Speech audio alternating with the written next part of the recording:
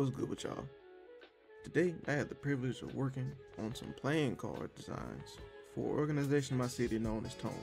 Tone is a forest bias organization that prioritizes programming that elevates black creatives. Within recent years, they started this Juneteenth festival that brings out black creatives, black vendors, black musicians from all around the city. Since they plan on doing it again this year, they reached out to me about designing a set of playing cards that combines black people with British royalty. I ain't gonna hold you. For about a week, I had zero ideas on how I was gonna work on this, and over the past few months, I've been trying to solidify my style and approach as to how I want my pieces to look going forward. And trying to piece this together with this project had me in a rut. That bad boy was beating the brakes off me. I was struggling. Like at one point, it got so rough that I just stopped drawing. I put my pen down, and I went outside to go gut grass. Like I stopped to mow the lawn. Now, unbeknownst to me, that was exactly what I needed, because from time to time you got to take a little break from drawing. You gotta stop and do something else, and that helped my brain and the brain electrolytes and cells and the activities of the brain juices started to get active. My brain came back the next day, and it was on full Cowlin like Deku. I had like a real Jimmy Neutron brain blast, because I was in there. I was in that thing. You feel me? I knew I wanted to keep the royal aesthetic while making my personal voice still present, so I did what any half-decent artist would do. I went to Pinterest. Well, first, I went to Google, then I went to Pinterest, because I couldn't remember the names of most of the stuff that I was trying to draw. But that's besides the point.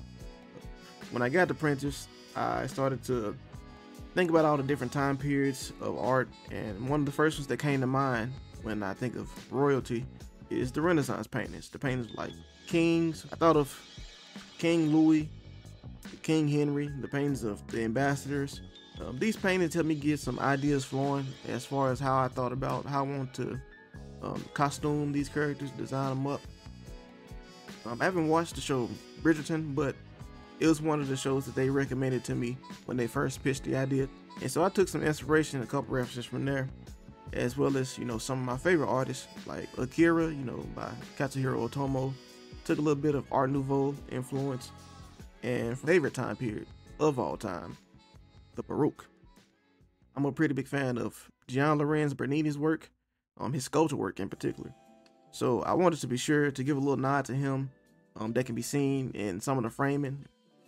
My process always starts off with the thumbnail sketches. Thumbnails are small and pretty rough sketches, but they help construct the composition of the piece that I'm working on. The main things that I think about in the thumbnail and rough sketch stage is try to get rid of any tangents that are happening and try to make the piece feel balanced to my brain. Tangents are primarily points of tensions that happen in the piece, where angles and other things might overlap. They really shouldn't overlap. That kind of create areas of discomfort. So that means that like areas where a foot may be too close to the edge of the composition, it isn't cut off or isn't too close to where it feels uncomfortable. Characters aren't overlapping in a weird way, or it feels like that because I cropped the image that sections of the body are just chopped off instead of not being framed in a particular kind of way. These are things that I try to keep in mind when I am working out something in the rough sketch phase. The balancing part is something that's a bit more difficult for me to explain. It's something that's kind of ingrained in my head. But when I do try to compose a composition, I try to get something that balances itself out. Not necessarily where it's like always symmetrical, but it can be asymmetrical. It just had to have a certain case of balance to go along with it. So in the frame design, despite the details that I added to them, I worked with a lot of symmetry, and I also chose to keep the colors fairly simple. The main reason being is that I want the characters to be the most standout part of the image. I wanted the characters to be the focus and primary read of the card. You know what I'm saying? So when it came to the characters, I didn't initially know what colors I wanted to use for them, like at all. For some reason, whenever I'm drawing, I can think of how I want everything to look as far as the pose and character shapes and everything. But when it comes to coloring and lighting, that's just a whole nother issue that my brain don't factor in. But because I want them to stand out, I chose to go with the color white because of how well it contrasts with everything around it, and it also matched the color scheme that I had for the frame going around the characters. Now, some of the process wasn't recorded or it may have been clipped out because this video was supposed to be like 14 hours. 14 hours. And that just wasn't gonna work. I wasn't gonna make people watch a 14-hour video against their will. I assume that nobody who watches these videos are psychopaths. So we weren't gonna do no 14-hour video. That's just what it was. And I wasn't planning on talk for 14 hours. So we clipped that thing down, and some of it that you'll see coming up in the video is a part of the VOD from my Twitch stream.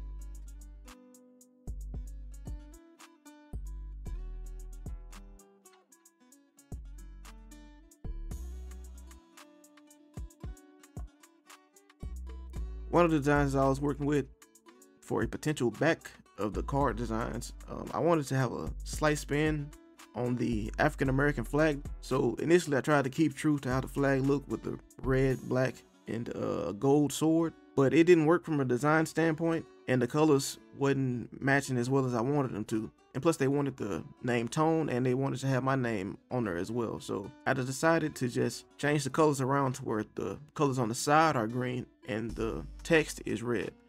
That way it helped it pop like a lot more. Like it stood out way more than it was with the green text. And you know, since I had so many super detailed designs on the side, that helped further push it for a secondary read. Over the past few months, I've been kind of reeled in the way of how I want to render my pieces.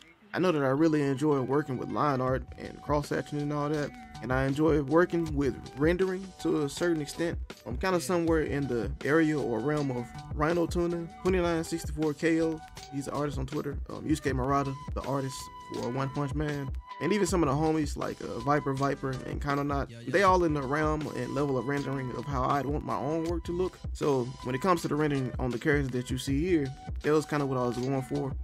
And I was working with, you know, a little bit of bounce light in there, you know what I'm saying, a little bit of rim light up on that thing there, and I was trying to piece it all together to make sure it worked out properly. Another thing that I had to stop myself from doing was over detailing the characters, because when it comes to a playing card, like on my screen or as I'm drawing, like it's full size, is a pretty big size, you know, piece that I'm looking at. I can look at all the details up close and all that, but it's important to remember the placement of your artwork and how it will look when it's placed in a certain area. So since I was designing this for a playing card, all those details would look nice up close, but when you zoom in and when it's made to about what, 2.5 inches by 3.5 inches, all those details won't work as well as they did when it was up large. And plus, this is a playing card, I don't think people are gonna get a magnifying glass to be that up close.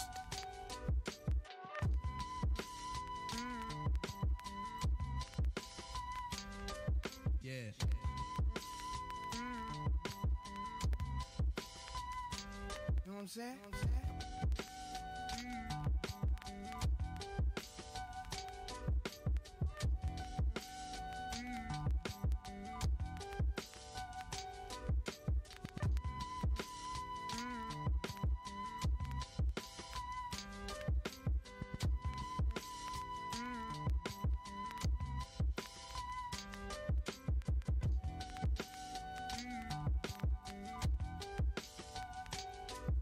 Yo.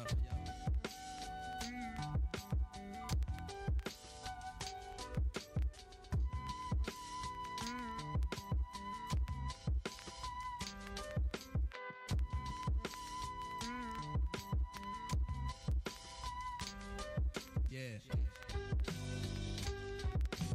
Since the overall idea was to combine black people with the idea of European royalty, I wanted to be sure that I take a little bit of inspiration from West Africa.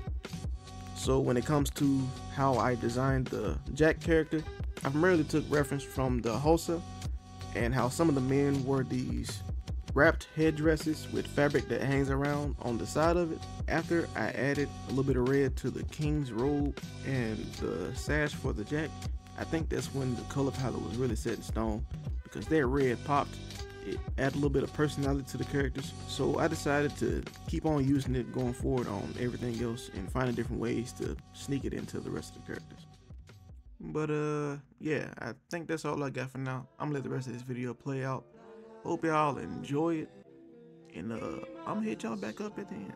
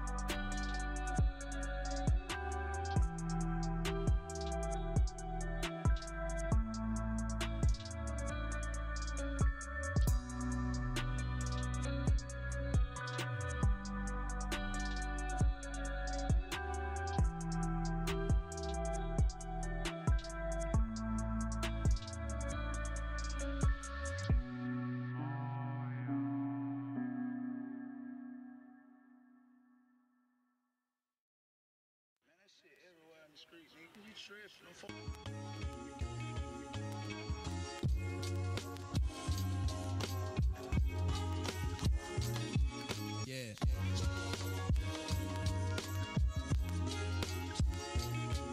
Yo, yo.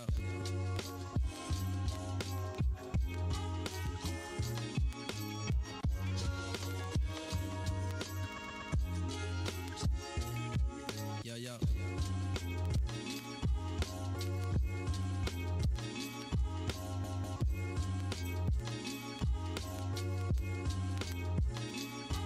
Yeah.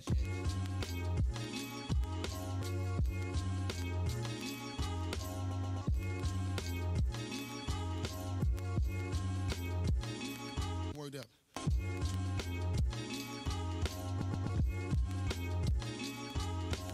And that's the end of the video. I appreciate you watching if you made it this far. Be sure to alert the subscribe, like the comment. Yeah, y'all know them. Y'all know what I'm talking about. You know exactly what I'm talking about. All the stuff that everybody actually do. Man, I appreciate y'all. I'm gonna holler at y'all later. Peace.